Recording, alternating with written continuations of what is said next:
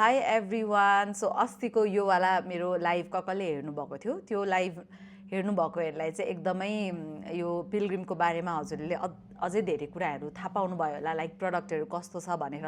र जसले हेर्नु भएको थिएन उहाँहरूको लागि पनि यो भिडियो एकदम फ्रुटफुल हुन जान्छ, बिकज मैले त्यो भिडियोमा चाहिँ एउटा लुक क्रिएट गरेको थिएँ using skin care products and makeup दुइटै। सो आजको भिडियोमा चाहिँ मलाई एकदमै नै मन परेको 4वटा प्रडक्ट लिएर चाहिँ यो लुक क्रिएट गर्न लाग्दैछु। भिडियो अन्तिमसम्म हेर्नु। Okay, so let's start from आइज। र मैले चाहिँ आज आँखा एकदमै मेरो आई मेकअप एकदम सिम्पल राखेको छु, जस्ट टु सो यु यो गाजल कति राम्रो छ भनेर। सो पिलग्रिम ब्रान्ड चाहिँ भिगन हो र यो चाहिँ this is very safe for our eyes. क्लाइन्टहरूको लागि पनि युज गर्ने गरेको छु, प्लस हाम्रो क्लासमा पनि युज हुन्छ पिलग्रिमको काजलहरू।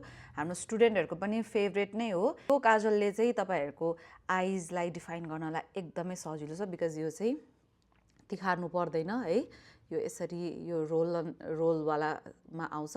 सो तपाईँहरूलाई चाहिँ एकदम सार्प गर्नलाई एकदम झन्झट लाग्छ काजलहरू भए चाहिँ this is the best option. As you can see यो यस्तो स्मुथली ग्लाइड पनि हुन्छ। र अहिले मैले गर्न लागेको आई मेकअप चाहिँ तपाईँको अब जस्तो अस्ति लाइभमा मैले पुरै ट्रेडिसनल लुक गराएको थिएँ, त्यसमा नि सुहाउँछ भने यसरी नर्मली हाम्रो नर्मलवाला वेस्टर्न लुकमा पनि सुहाउँछ। अहिले एकैचोटि दुईवटा आँखामा नगर्नु होला, बिकज यो सेट भइदिन्छ। अब यसलाई अलिकति स्मज इफेक्ट गर्नलाई चाहिँ जस्ट युज स्मज ब्रस अनि एउटा brown I shadow, any brown I shadow you like. And यो यसरी लगाउन पनि एकदमै सेफ छ। सो यताको टाइट लाइन पनि हामी फिल गरौँ र यो बगेर पनि जाँदैन है। ट्रस्ट मी गाइज, यो बग्दैन। ओके, यो भयो। तर मलाई चाहिँ अलिकति स्मोकीवाला इफेक्ट गर्न एकदम मनपर्छ।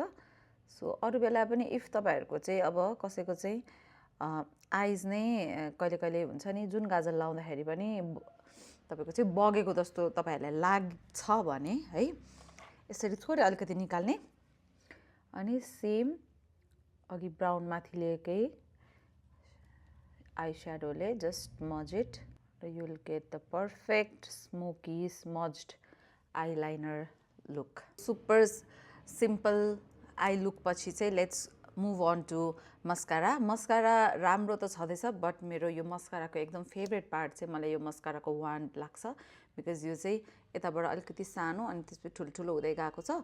अनि प्लस दिस इज अलिकति कर्भमा। सो तपाईँहरूले चाहिँ माथिपट्टि र तलपट्टि दुवैपट्टि लगाउँदाखेरि चाहिँ इट्स भेरी इजी।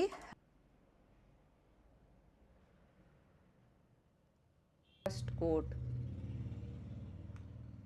तपाईँहरूलाई फर्स्ट कोट लगाएरै यो सेटिस्फाइड भए ठिकै छ, नभए चाहिँ 2-3 कोट लगाउन पनि यो अलिकति सुकिसकेपछि तपाईँहरूले यो माथि थप्न पनि मिल्छ है। म सेकेन्ड कोट लाउँदैछु। यो यस्तोवाला कर्भले चाहिँ यो तलपट्टि लाउनलाई एकदम सजिलो छ। एकदमै त्यो लाइभमा एकदम हाइलाइट भएको कुरा चाहिँ लाइभ हेर्नेहरूलाई थाहा छ कि ब्लस थियो है। सो यो ब्लस चाहिँ सुरुमा मैले लिपस्टिक होला भनेर बसिरहेको थिएँ, अनि पछि तपाईँहरूकै अगाडि मैले लगाएर पनि देखाएको थिएँ कि यो ब्लस कति राम्रो थियो भनेर, र सबैजनालाई मन परेको थियो including me as well. So यो ब्लस चाहिँ म्याक्रोन क्रस भनेर 04 नम्बरमा छ, र त्यतिखेर मैले मेरो फेस सबै पाउडरले सेट पनि गरिसकेको थिएँ। अनि पाउडर माथि नै लगाउँदा पनि यो ब्लसले चाहिँ मेरो फाउन्डेसन पाउडरहरू छुट्टाएको थिएन। सो म सेम टेक्निक युज गर्दैछु। सुरुमा हेर्दाखेरि चाहिँ अलिकति लाइट होला जस्तो थियो यो सेड, अलिक धेरै नै लगाएको थिएँ है। सो यो भयो र लेट्स ब्लेन्ड। अब तपाईँहरूलाई म देखाउँछु पनि यसले तपाईँहरूले पाउडर लगाइसकेपछि लाउँदाखेरि पनि फाउन्डेसन छुट्टाएको छैन, एन्ड यो एकदमै पुरै ग्लोई पनि छ क्या एकदम। यो चाहिँ fair to medium skin tone, मेरो जस्तोको मिडियम स्किन टोन भएकोहरूलाई चाहिँ अति नै राम्रो देखिन्छ। अझै तपाईँहरूलाई चाहिँ यो ब्लसको कलर अझै राम्रो आओस् जस्तो हुन्छ भने चाहिँ लाइक कन्सिलर लगाउँदाखेरि कन्सिलर अलिकति यहाँ तलसम्म लगाइदिनु भयो हुन्छ, ताकि अलिकति वाइटवाला कन्सिलरले चाहिँ कलर पनि राम्रो देखिन्छ। एन्ड ट्रस्ट मी गाइज, फाउन्डेसनहरू यसरी लिक्विड माथिबाट लाउँदाखेरि पनि छुट्टाएको छैन। सो म अझै लाउँछु। So this is liquid blush, यो क्रिम होइन है। हजुरहरूले पाउडरभन्दा अगाडि लाउँदा पनि हुन्छ।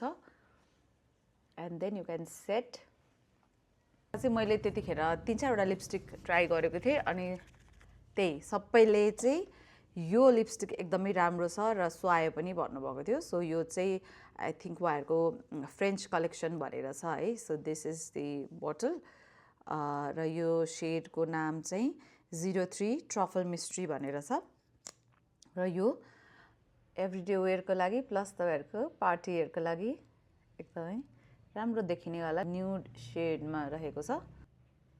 मलाई चाहिँ मेरो लिप्स अलिकति यहाँनिर ओभरलाइन गर्नलाई एकदमै मनपर्छ।